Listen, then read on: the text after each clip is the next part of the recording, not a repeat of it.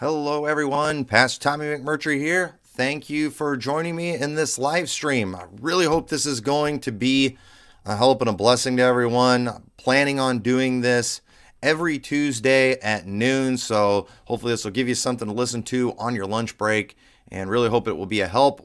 This is a new program. I have not decided what I'm going to call it yet. I'm still looking for suggestions. I'm really bad at thinking of things like that. So looking for inspiration, had a few ideas thrown my way, some good, some not so good, but I'm open to suggestions. And so I do want to thank all of you for joining.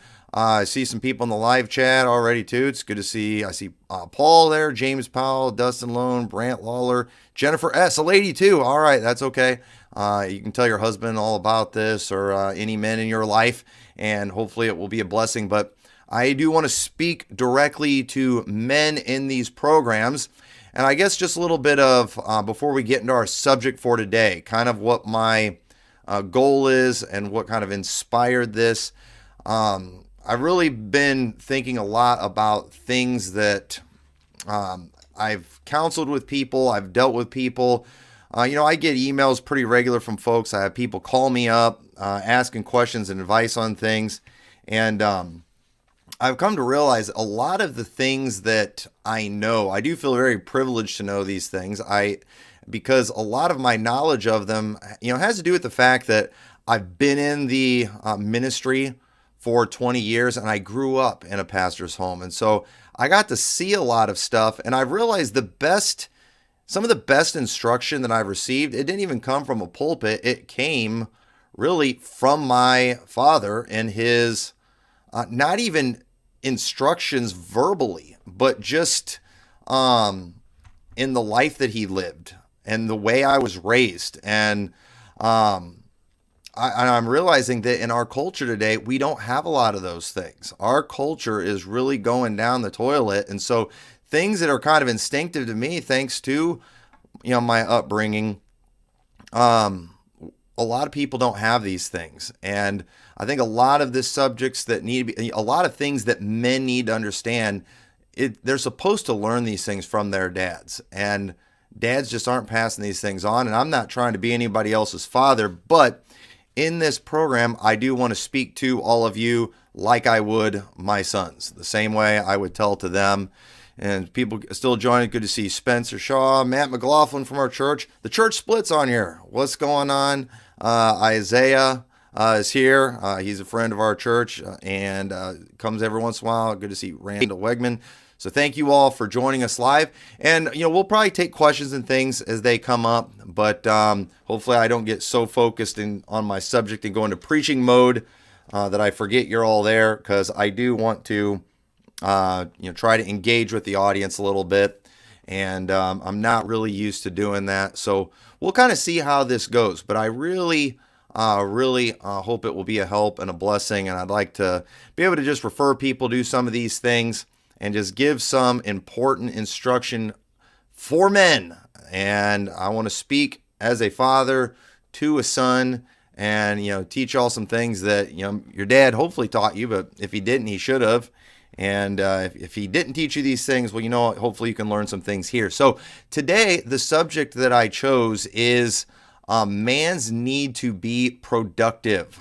One of the things that I just naturally do whenever people are dealing with problems, because often people come to me, want me to help them fix their problems. So I'm just naturally prone to looking at the cause. Okay, what happened? What got us to this point? What got us in this mess that we're in?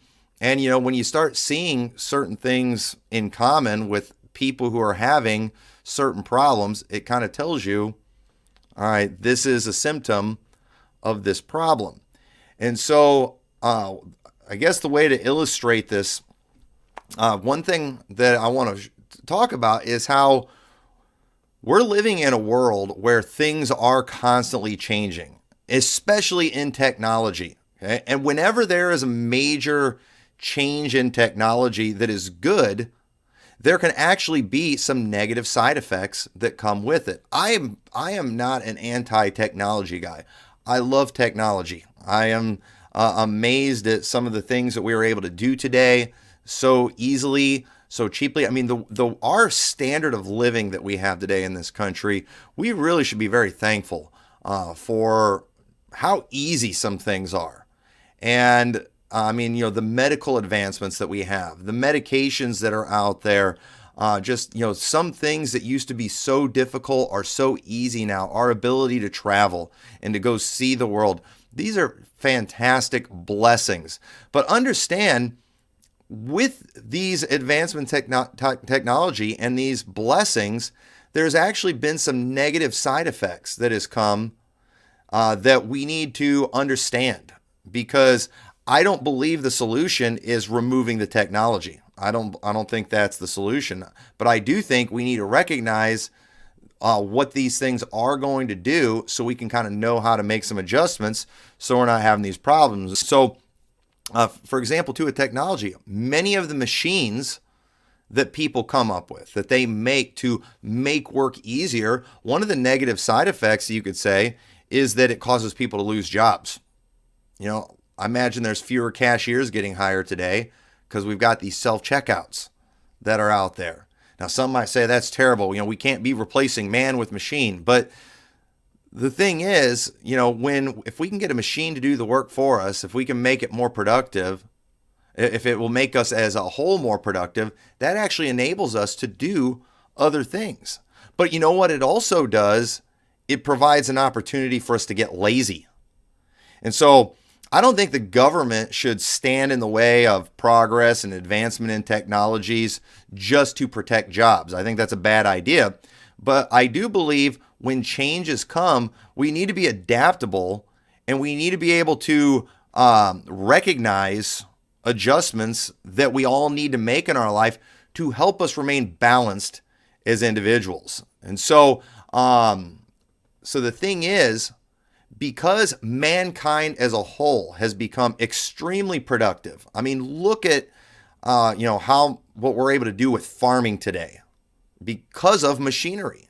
I mean, that is incredible. But we've also created a society where a lot of men have gotten lazy. And so we need to understand, when advancements come along, these are good. Let's take advantage of them, but don't let them make you lazy.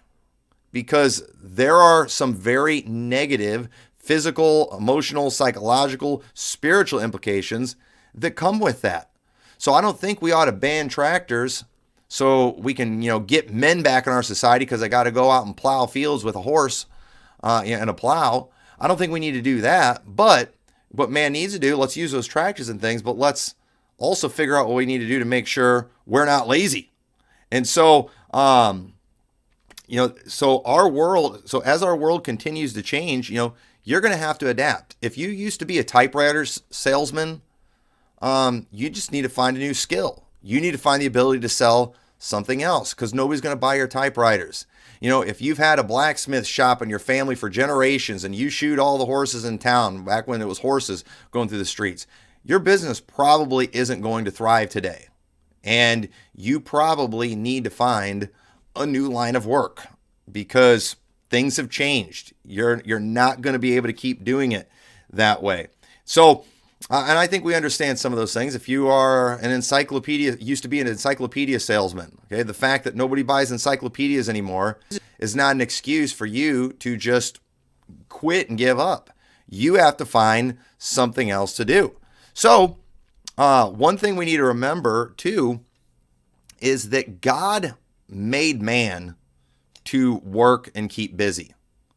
And understand that when you do not have enough activity in your life, when you are not staying busy the way a man should be busy, you are going to get in trouble, and you're going to have a lot of different problems. The Bible says in Exodus 20 verse 8, it says, remember the Sabbath day to keep it holy. We all know that part, but then it goes on to say, 6 days shalt thou labor and do all thy work. But the seventh day is the Sabbath of the Lord thy God. In it thou shalt not do any work, thou and thy son, nor thy daughter, nor thy manservant, nor thy maidservant, nor thy cattle, nor thy stranger that is within thy gates. For in 6 days the Lord made heaven and earth, the sea, and all that in them is, and rested the seventh day. Wherefore the Lord blessed the Sabbath day and hallowed it. So understand that We were made to work, and God allowed them 6 days to work, but God wanted them to have 1 day of rest. Now, most people today think, man, I don't even want to work 6 days. If I got to work 6 days, I'm a victim. Well, I'm not, and I don't want to get ahead of myself. I'm not telling you that you're required to go work for an employer for more than 40 hours a week, but I am going to tell you, I think you should be productive at least 6 days a week. And if you're not, I think you're going to find yourself getting into trouble. And we need to understand that work was never the curse. There, we see God worked for 6 days. He set the example. We see in Genesis 2:15, before the curse, says, and the Lord God took the man and put him in the Garden of Eden to dress it and to keep it. Notice when God made man, he gave him work to do. He gave him a job. He didn't just plop him down in paradise and then like provide entertainment that he can come sit around and watch. He gave him work to do. And I'm telling you, everything about man, we need to work. It's just a part of who we are. And if you are not doing it, and if you're not doing it enough, you're going to be in trouble. And so we see in Genesis 3:17 what the curse was. It was not work, but it was the sweat. It was the toil. It was the obstacles. We see, it says, and unto Adam he said, because thou hast hearkened unto the voice of thy wife, and hast eaten of the tree of which I commanded thee, saying, thou shalt not eat of it. Cursed is the ground for thy sake. In sorrow thou shalt eat of it all the days of thy life. Thorns also and thistles shalt it bring forth to thee, and thou shalt eat the herb of the field. In the sweat of thy face shalt thou eat bread, till thou return into the ground, for out of it wast thou taken. For dust thou art, and unto dust shalt thou return. So the ground got cursed. Now Adam's got a lot more obstacles. It's going to be harder. He's going to have to sweat, and he's going to have to toil and as a way to make things work and to be able to survive. And you know what? We do not help ourselves when we try to avoid the curse. And let me ask you this, okay? All right, you guys who are struggling with emotional problems right now, who are turning to all these medications and things because you can't get your hormones under control. When was the last time you worked up a sweat? When was the last time you were laboring to the point where you had to perspire? And I'm telling you, just like women were made to have babies, and it's a painful process, men were made to sweat. And you know what? I don't think we're helping ourselves by going against nature and trying to avoid all those things. And listen, no one is knocking you if your job isn't physical. My job is not physical, being a pastor most of the time. Sometimes it is, depending on what's going on. If you hear some noise going on in the background right now, we've got a construction project going on right now at the church. There's days that I'm here at the church sweating like crazy, but most of the time that's not the case. But we need to understand that for thousands of years, for 6,000 years, mankind, for the most part, needed to sweat in order to survive. Now today, because of technology, it's easy to go through a day without sweating. We are in climate controlled buildings. I'm in one right now. We drive in climate controlled cars. Our workplaces are often climate controlled. Many people have jobs where they're sitting at a desk. And listen, if you have a job that involves, thinking and you're working more with the brain than the body, you are still working. The Bible does say in Ecclesiastes 12:12, and further by these, my son, be admonished, of making of many books there is no end, and much study is the weariness of the flesh. So we're talking about being productive, okay, accomplishing something. And so understand that, you can be productive without sweating, and you can still get some of the same benefits that we all need emotionally, psychologically, that we're accomplishing something, that we're doing something with our life. You should be depressed. If all you've done today is sit around, play video games, and watch TV, you should feel depressed right now. But the solution isn't going and taking some medication. The solution is to get off your backside and to go accomplish something, to actually go do something. So it's important that I believe man needs to sweat. And so if you're somebody who has a job where you don't have to sweat, it would probably be in your best interest to do some working out every once in a while and actually purposefully go and work up a sweat. You have to recognize, I need this. I need to sweat. And that's one thing my dad used to tell me, men need to sweat. I mean, he always thought, and my dad wasn't a doctor, but it was just kind of in his head that one of the problems a lot of people had is just that they don't sweat. He always thought a lot of people would be healthier if they would just sweat. And and interestingly enough, that's just a fact. Okay, now I'm not endorsing any of these articles I'm about to show you today. I'm just showing you these to show that I literally just Googled some of these things that I think we all know instinctively, and you can find all kinds of articles backing up these facts, okay? So for one, I looked up the health benefits of sweating, okay? And here's an article we'll see that talks about the health benefits, and one of the things it does, talks about it's a heavy metals detox. It's a way to detox our body. Now, I'm not going to pretend to know all about this stuff. I'm not a doctor, but I do know when I work up a good sweat, it makes me feel pretty good. Chemical elimination, it talks about, and a lot of these things it talks about go above my head. Bacterial cleansing. It talks about what sweat is. And obviously if you sweat too much, you can get dehydrated and things like that. But either way, this article just backs up the fact that sweating is a good thing. It's something that, wrong picture. It's something that has health benefits, and you got to ask yourself, when was the last time you worked up a sweat? And you can really find a lot of articles about the mental benefits of exercise. Here's one right here. It talks about there's psychological benefits of exercise. One of the things it says that the physical benefits are weight control, lower blood pressure, reduced risk of diabetes, and increased energy, just to name a few. But what about the psychological benefits of exercise? From easing symptoms of depression and anxiety to keeping your memory sharp, there's no shortage of mental benefits of exercise, whether you need motivation to get to the gym or just to take a brisk walk. The 5 psychological benefits of physical activity below will have you tying up your shoelaces and heading out the door. And then it mentions health for depression and anxiety, decreased stress, increased self-esteem and self-confidence, better sleep, brain boost. So just one thing after another, just positive things of physical exercise. Now, here's what you got to understand. 100 years ago, as far as I know, I don't think they had gyms in America, at least not too many places. And if they did, it was probably like in a city somewhere. Now, they didn't need it back then because all of these physical, psychological benefits that you get from exercise now, those people got in life. Okay? They got those things in life. Because their jobs were very physical. They were physically demanding jobs, and so they would get out there, and every day it provided those things. They'd get out there, they'd work, they'd sweat, and so they didn't have a lot of the health problems that we have today because, we don't move around very much. And so we've got to understand that these things are very important.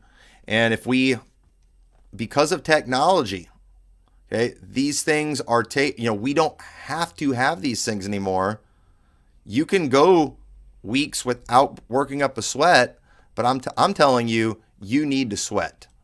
I believe it's very important for your health, psychologically, everything. So it's just a part of men. We need to be active. We need to be productive. If you're not accomplishing anything, you're going to get depressed, and you should get depressed. Men need challenges. And you know what? Providing for a family is a challenge. It is, and providing for everybody needs something that makes them get up in the morning and get out and do things that are unpleasant. And you know what? Providing for a family, that responsibility of knowing you have a wife and kids that are depending on you, Those things are very important, and you need to do something about it. And you know, and one thing that's devastating for men, a psychologically, emotionally devastating thing for a man, is losing a job. Okay, now I want to show you another article on that, because that's another area where I see men really kind of take a downward spiral whenever they lose jobs. Okay, and nobody's picking on you if you lost a job before. That happens sometimes, but I want us to look at this article, how it talks about some of the psychological problems that it causes, or the emotional problems. And I'm telling you, there's a reason for this that makes a lot of sense. So let me get to the article. So it talks about how men are affected by the stress of unemployment. Okay, and this is written by a lady, but I think she's right here. People study these things. And it says, when you're laid off for any reason, it is normal to feel a sense of loss and uncertainty, in addition to the financial impact. The stress of losing your job can affect your mood, relationships, and overall mental and emotional well-being. As part of Men's Health Month in June, Andrea Taylor, a licensed clinical psychologist, explains how job loss can affect men in particular and shares helpful coping strategies. And so some of the things, I'm not going to read through this whole article, but the things that she just brings up, men do have our identity often is in our work. And, that's who we are a lot of times. And when those things are kind of taken away from us, it kind of hurts that, male pride a little bit. We have that pressure of knowing our wife and kids are depending on us. And so when that source of livelihood is taken away, it really hurts. It is something that is very difficult. And so the thing is, though, we live in a world now where men can be unemployed for months and years, and they don't seem to care. And I think that's a real problem.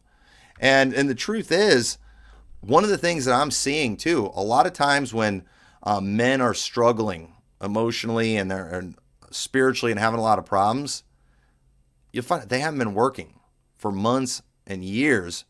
And I'm telling you, I get it. Sometimes it can be hard to find a job, but you still have to be productive.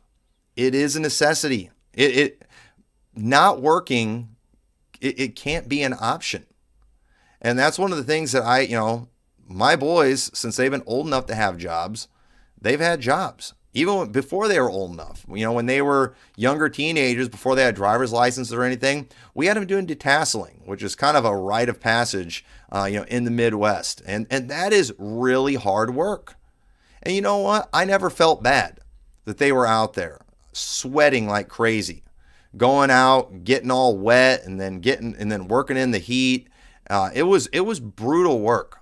And I never had a problem. I never felt bad that they barely get paid anything either. Because I understood these guys need to know how to work. I didn't want them to spend their summer watching TV and playing video games all day. They needed to be doing something productive. They needed to accomplish something. You can't let kids get too used to having everything handed to them for too long. They needed to go work for these things. And unfortunately today, parents, they try to shield their kids from that. No, your kids need to learn how to do these things. It's very important. And so, from the time I've been old enough to have a job, when I tell this story a lot. When I turned 16, I didn't really need any money. I was living at home. I was provided for. I was planning on getting a job at some point, but I wasn't real ambitious and really looking for something. And I remember one day, I think I was sitting at home watching TV, and my dad literally comes to the house. He's like, "Hey, get in the car. I'm taking you for a job interview." And I'm like, "What?" And he takes me to McDonald's. And he knew the manager there. It's like, "My son needs a job." And she went there, had me fill out an application right there, interviewed me on the spot. It's like, "All right, you're starting on this day." And I just kind of walked out of there like, what happened? I didn't want to get a job there. And then I remember I went home and my dad told me, I was like, "All right, you got a job now. you better do a good job. You better show up on time. You better not be late. And you know what? I don't want you being one of these job hoppers. You need to go and you need deal with problems and just, you can't be jumping from job to job, and you don't quit before you get another job.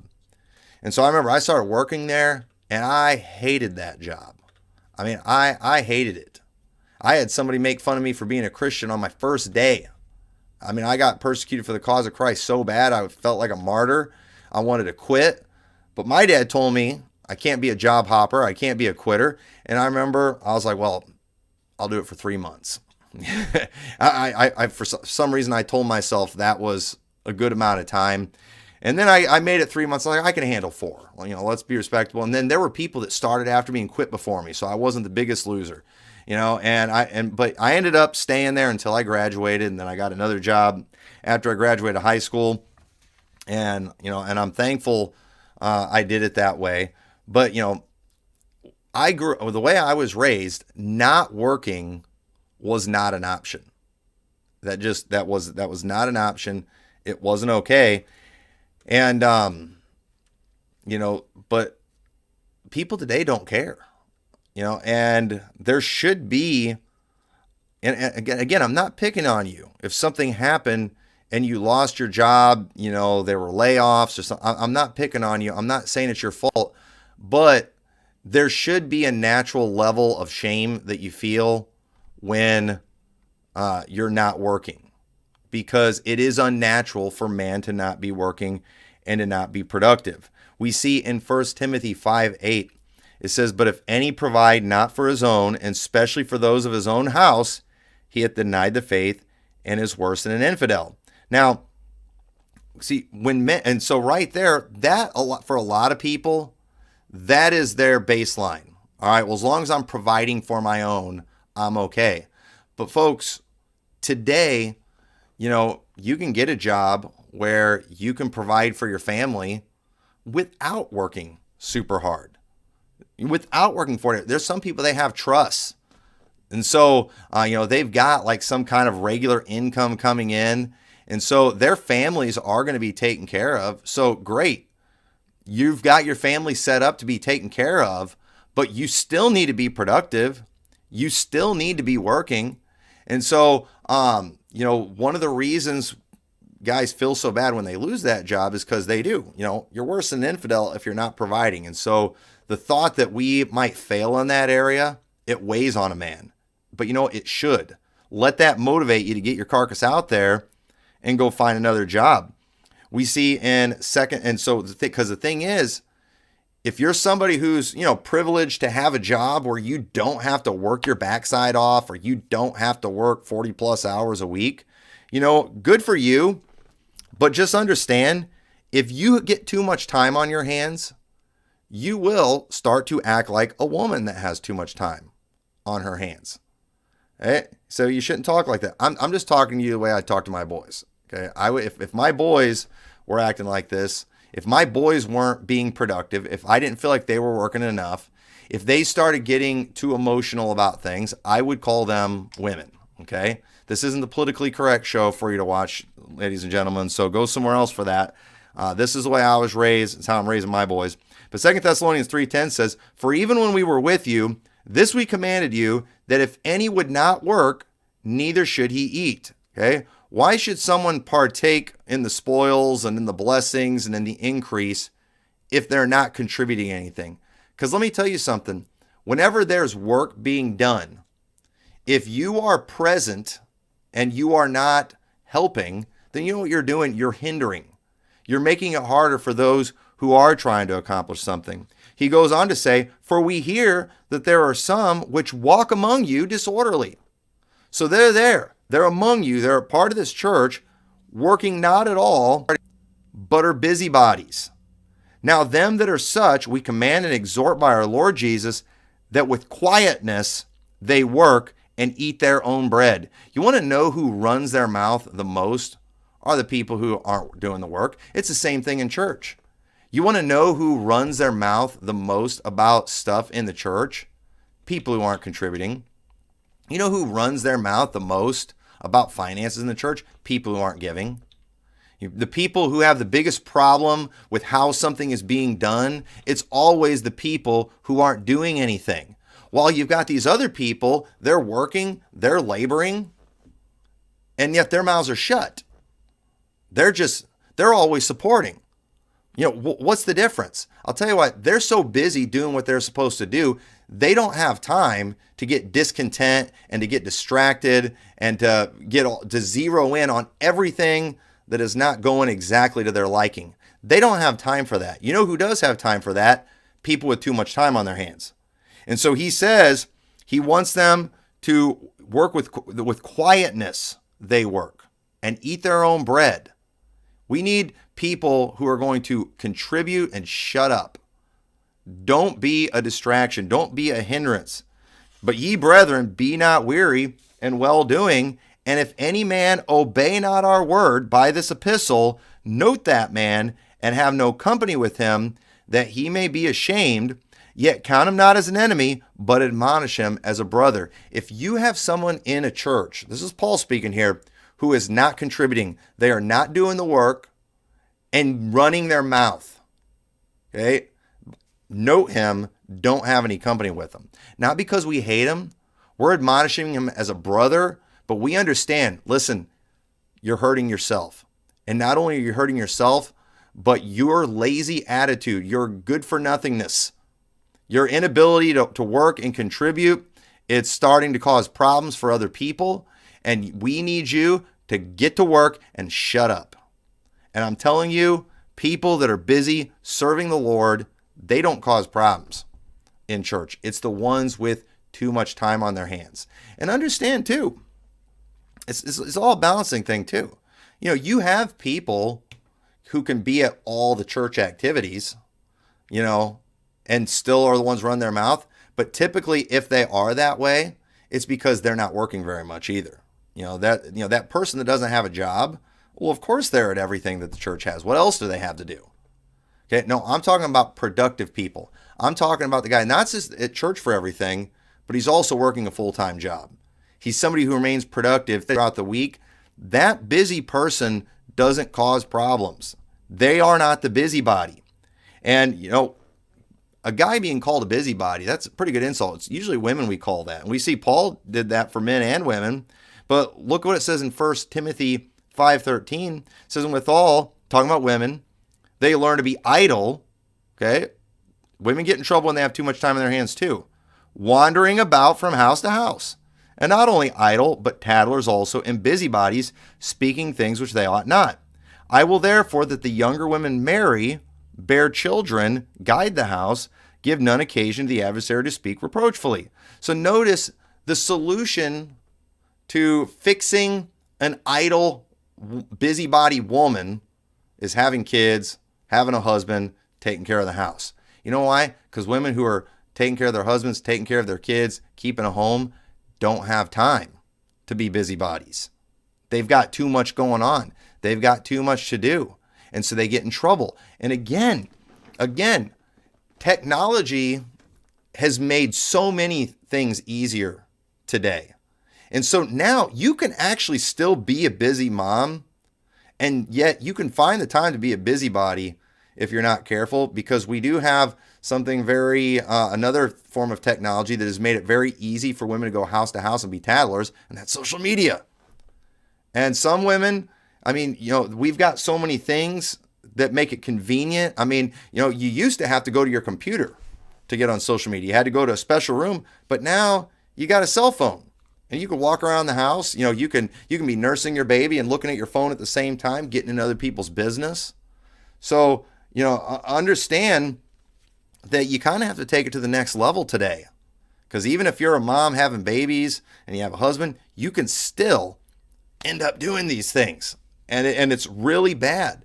So we think because we're providing for our families, because we have nice houses, because we have vehicles and all these things, that, we aren't in danger of being this. But no, all these tools that we have actually made it so we can fulfill our responsibilities and have these same problems. So what we've got to do, we've got to combat that. We've got to find ways to, stay productive. Now, I'm not going to give you, amount of hours that you have to work. This is something where you got to search yourself. But I do just want to say this, that again, we talked about the busybodies, the women going from house to house. It's always interesting. You find the gossipy man in the church, the one who is in on all the drama, the one who knows about all the problems. He's been talking to everyone in the church and knows everybody's thoughts on these things. I will show you a man who is underworked or underemployed. I'm not saying it's a man who's not providing for his own, but I'm saying it's somebody who's not busy enough.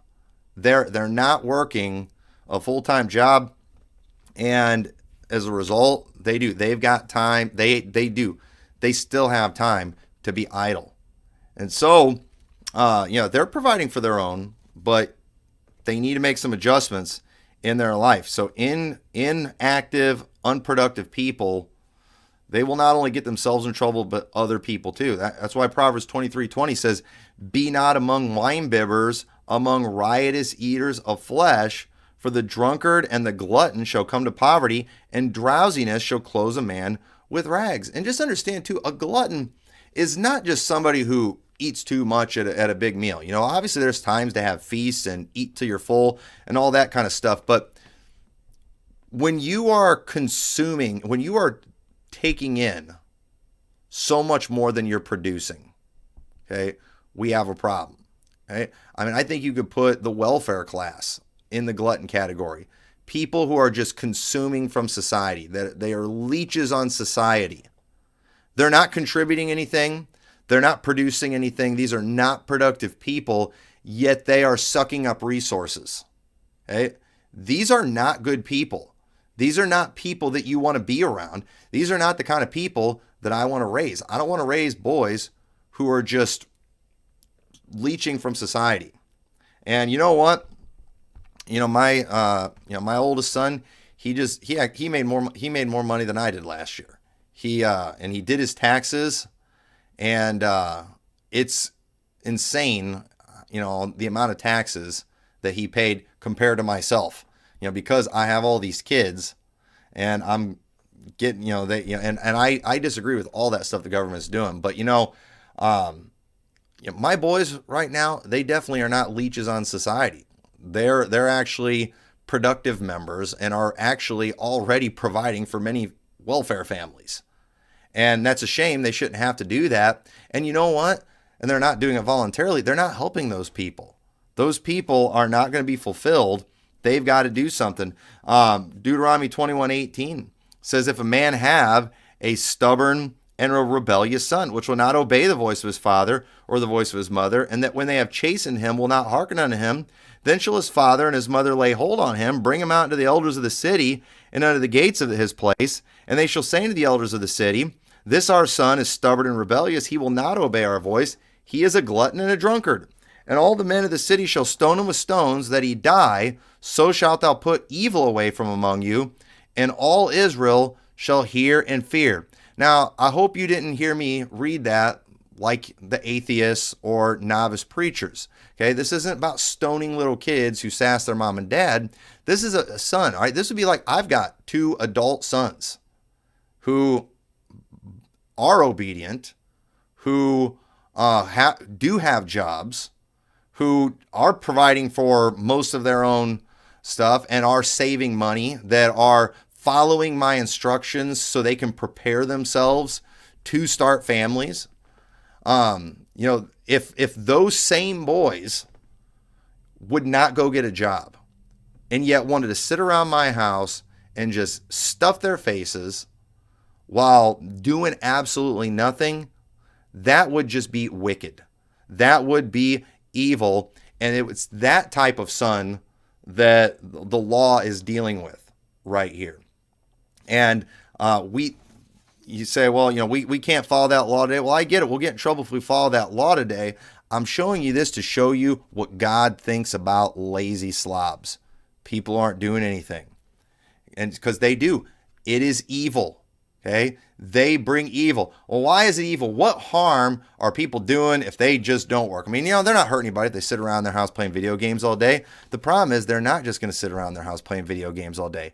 They're going to get involved in all kinds of mischief. You know how many drug dealers are people who aren't working jobs? And they get caught up in that stuff. And these are people who grew up on welfare. You got these video gamers. I've known these guys. I did bus routes for years.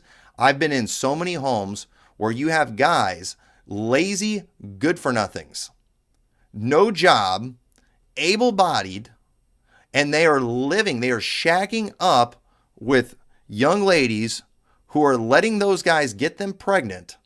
And then those guys are eating from the food or, from purchases made on her link card. Because, we don't, I don't know, maybe things are changing, but, we didn't used to give single guys a whole lot of welfare. I do think that's changing, and that's bad, but we didn't used to. So they would usually go find some woman with no self-esteem, and they would just shack up with her. And I've even seen it too, where that woman even had a job while the guy didn't have a job. I don't understand, how women like that just don't throw those guys out on their backsides. That's exactly what they should do. But they don't. And folks, that's evil. Because you know what? These guys, even though they don't have jobs, they still, as a man, have a desire for a sexual relationship with a woman. But who taught them it was okay for them to have a relationship like that with a woman that wasn't their wife? And and who told the guy it was okay for him to have a wife when he's not even capable of providing for her? And you know what? And I'll probably do a whole thing on this one of these days. I believe every man has a motivator, and you got to find out what that is. And, my boys, they want to get married and have families. And so one of the things I told them, well, if you want to get married, you need to be able to provide. So you better go get a job. And, I've already got them kind of doing their finances in a way so things won't drastically change for them when they do get a wife. I have them aggressively saving their money because, one of these days, they're going to have to make a house payment. They're going to have to pay utilities, and they're going to have to pay for extra food and all these things.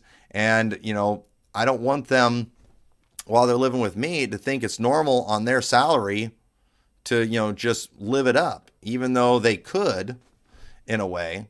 I'm trying to get them thinking that way and preparing for that. And, they're doing a good job. So they got a lot more money than me right now. And they're way better off than I was when I got married, for sure. And so, because they're young men like anyone else. They have that desire for a relationship someday. But you know what? I think I've successfully made them feel like they would be an epic loser to just go shack up with some girl, to go sleep with some girl before they're married, before they've made that commitment and they've made those vows and all that kind of thing. But that's not being taught today. And these guys who get women pregnant out of wedlock should be embarrassed. And they used to be. But it's not that way today. In our culture today, you can have some guy without a job get a girl pregnant who has a job. He can post about it on social media. They can do a gender reveal like married couples do, and everybody will congratulate them. When everybody should be hanging their head in shame at that guy, and everybody should be asking that woman what's wrong with her that she would allow something like this to happen. Who told her she had no value whatsoever, that she would let that kind of thing happen? And so, guys, when they make that announcement that, we've got a baby coming, they ought to be able to do it with joy and with pride in the fact that, I did it the right way. It was with my wife. This was after we got married. And I'm going to provide for that child, not the government. So again, all of this is what you have. You have to be productive. Okay, all these things take time, and I've kind of got sidetracked on some of these things. But here's what you need to understand: when it comes to just some daily things, all right, some daily principles. I want to close with I want to try to do this in under an hour, but a vast majority of your day should be spent doing things that are productive financially. And for some, that might be very physical activity, because that's your job. But even if you don't have a physically demanding job, you need to be doing something productive. And it can be in front of a computer screen, because it is satisfying to know you're accomplishing something, that you are doing something to take care of your family. This is one of the ways that we get fulfilled as a man. And we find these things in our job. And so understand, God intended for you to work, and that needs to be most of your time. He did not intend for you to entertain yourself several hours a day in front of a television. So you need to be productive most of the day. What does most of your day consist of? What if you logged everything you did for a week? Would you be ashamed of your schedule? I think a lot of people would. And so if it takes you only 40 hours or less a week to provide for your family, then you know what you need to understand? You need to find more ways to be productive. And listen, more ways to be productive, not more hobbies to entertain yourself with. No, production. That is what we need. That's what we were made for. Thank God if you had something provided for you, or you have some ability where you can make a lot of money in a short amount of time. But understand, you still need to be productive. I've known men who had jobs that were kind of seasonal in many ways. And during certain seasons, they weren't as busy. And that was fine, in many ways, because they were responsible enough with their money that they would put enough away that they were able to take care of their family through the slow months or through the winter months, depending on what their job was. I knew one guy, pretty much most of his work that he did was in the wintertime, because he had a very successful snowplow company. And so he worked very hard during the winter months. And then, the rest of the year, he spent a lot of time hunting. He was a real big hunter. That was something that he did. So, that's great if you can do that. But understand that, just because your family's provided for, if in those off-season months, if you're still not productive, you're going to get in trouble. You're going to end up doing things you got to find something else productive to do. And it doesn't have to be something that makes a lot of money. It can be just something for yourself. Go do some yard work. I know for me, my ideal day off during the spring, summer, and fall months, and I can't do this during the winter time, or at least I don't want to in the winter time, and I can't wait. Spring's getting close, and I'm looking forward to doing this again. My ideal day off is spending the entire day outside doing yard work. I absolutely love it. And on those days, I sweat a lot. I got a chainsaw. I've got these areas I'm clearing out. I start cutting down trees and things, and I am in paradise when all that's going on. And I'm sweating buckets. But you know what? I need that because my job is not real physical. And so me going out there and accomplishing that's wonderful for me. Now, if you have a job where you're outside sweating all the time, your ideal of a day off might be staying inside. Laying on the couch, reading a book, or even watching something. And you know what? That's okay. We've all got to figure out, our situation, and we can't all have the same things, the same hobbies, the same way we do days off. But either way, you just got to understand, though, production. You have to be productive. You have to have some physical activity in your life. You need to sweat sometimes. And so you've got to recognize, if you have a job that doesn't require that, you've got to find a way to place that in your life. And you might need to join a gym or something. Because again, we used to find these things in life. There was a time when normal life gave man everything he needed to be a man. He had the thrill of the hunt.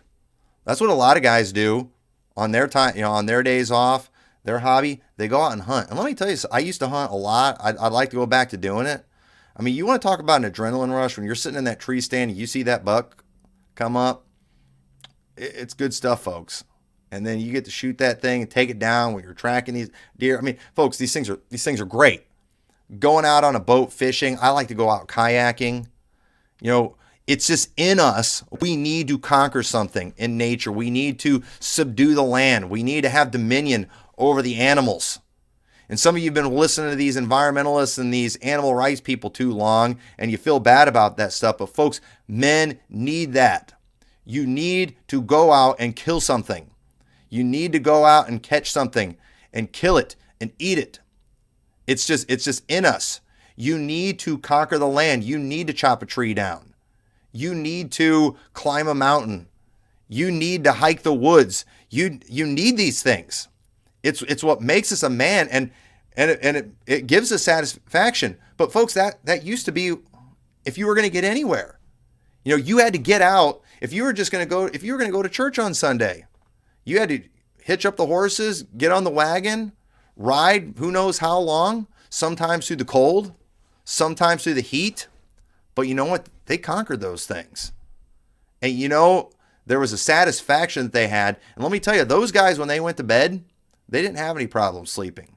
You know why? Because for one, they didn't have any guilt because they weren't worthless the whole day. That's why some of you can't sleep, because you've been worthless the entire day. You did nothing. You shouldn't be able to sleep. Yeah, you're too lazy. You accomplished nothing. And that didn't used to be the way it was. There's something in man. We've just got to do something physical. They used to have to fight battles. I mean, it was a fight and a struggle, and they were strong because they had to be. Now, we don't need a lot of that stuff today. At least, there's not like an immediate necessity for it, but you know what? We need it anyway. And so, some of you, your job makes you strong because it is very physically demanding. Those of us that don't have that, we got to go hit the gym. We've got to find some way to go do that, and we got to do these things just because we can. I know one of the things that motivates me, because again, I'm not fighting physical battles, but I am a man, and so as a man, I need a physical battle. One of the things I like doing races and things, and there's just something about getting in a competition with a bunch of other people, trying to outdo them, and then just giving it your all and wearing yourself out and knowing that you did the best you could. It's pretty satisfying. I'm going to just go ahead and show this off right now. I just I tied for first. I had somebody beat me by 1 second in one of the things, and it changed everything. But it was a triathlon where you do a row machine for 15 minutes, and then you do a stationary bike for 20 minutes, and then you run on a track for 2 miles. And there's something about doing stuff like that, like an hour-long thing where you just give it your all, and it's pretty satisfying. And I enjoy that kind of thing. It's what motivates me. That's how I keep myself motivated to stay healthy, to eat right. I'm competitive. So you know what? Nobody's out there. When I leave here today, I'm probably not going to meet somebody in the parking lot who's going to want to fight me. When I go to the store, I'm probably not going to get any fights. I'm probably not going to get any physical battles anytime soon. So you know what? I got to go out and find them. And I'll go to jail if I go out and I get in fights with people. So you know what? That's why we have sports. Okay. I think sports are kind of, a necessity that men need, because of the fact we've got to have that. We've got to have that release. We've got to do those physical things. And if they're not just regular for you, you have to plan those things. You got to find out what that is. Another thing you need to do when it comes to remaining productive, you've got to make sure that you take the time to do the things that are spiritual too. You have to make going to church a part of your routine. And people who take breaks for that because they're trying to be more productive financially, they end up hurting in other areas. Again, we're all trying to be balanced individuals, because let me tell you something, men are very chemically, hormonally, spiritually, whatever, imbalanced today. And there's a reason for that. There's a big reason for that. And you've got to understand, I've got to have these things in my life. I've got to be in church. And not only do I need to be in church, but I also need to be a part of that church. I need to be contributing in that church. I need to be giving. I need to be actively involved. I need to be serving in those ministries.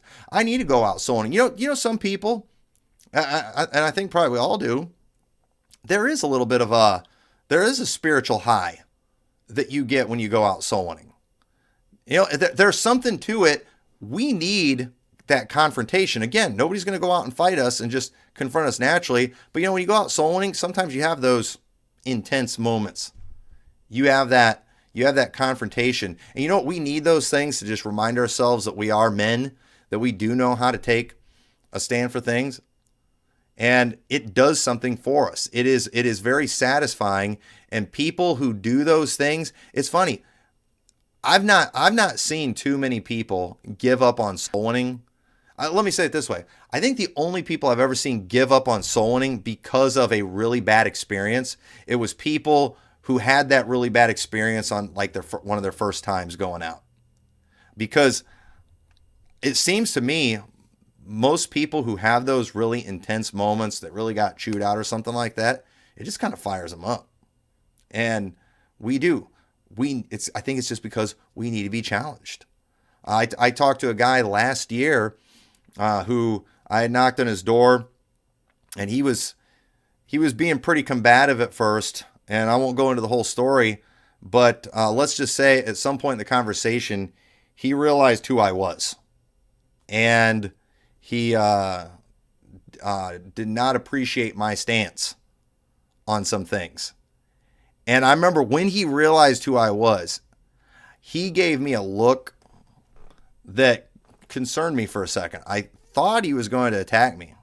And so what I just did, because I was about to leave, and then he gave me that look. And there's just something in nature, you know, even animals, they kind of have a way they face off and stuff.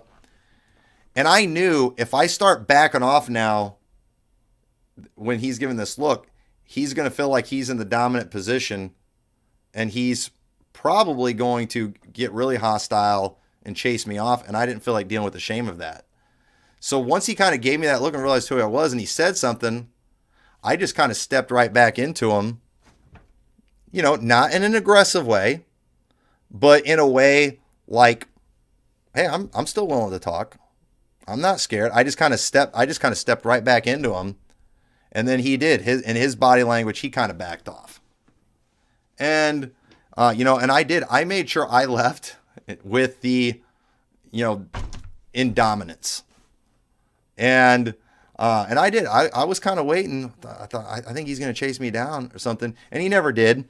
But, you know, either way, I don't go looking for that stuff, but sometimes it happens in soul winning. And I don't know, I find it satisfying. It doesn't make me want to quit. It makes me want to keep going. And so I say all that to say there's just so much fulfillment in doing these things, in being out there, accomplishing something, seeing someone saved.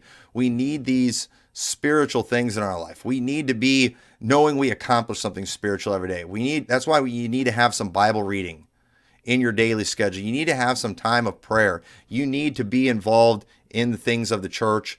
Those are all things that as week to week goes, you'll know I did something spiritually good. I accomplished something. And that's going to give you fulfillment. And I'm so tired of people getting out of all that stuff.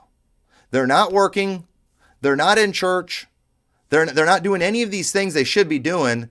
And then they want me to tell them how to get over all their emotional problems and, you know, unhappiness. It's not going to happen. You were never meant to just sit in your house and entertain yourself. Go be productive. Go do something. It's for your own good. We don't need you working just so because we need your money or we need you to accomplish something for us. No, you need to be working. You need to be productive. And if we can understand the necessity of these things and needing all of them, just the knowledge that we produce something, that we accomplish something physically, that we accomplish something spiritually, If we understand all of these things are necessary, I think you'll be able to kind of self-diagnose and know where you need to add something. And it's going to be different for everybody because everybody's got a different job, everybody's got a different situation, and you need to find those things, and you need to find your you need to find those things that help you feel like a man. Whatever it is, whether it be hunting, whether it be sports or anything like that. These are going to make a big difference in your life. And you talk to a guy who's having emotional problems, and you know what? Ask him what he's been doing. And a lot of times they're unemployed. You know what you need to do? You need to get employed. You got a guy who just can't stay out of drama. Maybe he's got a job, but how much has he been working? How busy have you been? How much of your time is spent doing things that are productive? Because let me tell you something. There is nothing more worthless and more of a waste of time than drama. There really isn't. And productive people who are focused on actually accomplishing things, they understand, they understand the value of what they're doing. And so because of that, they don't want to waste that valuable time on something so pointless and that's so negative. So, again, there's a lot of problems men are having today, but I do believe a big one that people are facing is this idea right here. They don't understand how important it is that they are productive, and that they are productive in all of these areas, that they're doing something, financially, physically, spiritually, and you got to find that balance in your life. And if you don't have any of one of these things, that's probably your problem. And so figure out how you can add those things in. I believe it will make a big difference in your life. So anyway, I'm going to go ahead and close with that. I hope this was a help and a blessing. Share this if you have any ideas for shows. I've got a ton of ideas, and that's another reason I'm doing it this way too. I didn't want to just do a series in our church for men for months. The ladies need something too. You got to do something for everybody. So this is kind of something extra because I've got a lot of bonus stuff that I'm trying to do, and so hopefully this will be a help to a lot of people. And again, leave comments if you have any good names for the show, because I didn't think of the Spirit of Liberty when we had that, and I won't be able to think of whatever we call this one too. I am not creative in that area. So anyway, I hope you'll do that. But thank you so much for watching this. I hope it was a blessing, and we will see you all next week, 12 p.m. Central Time. God bless.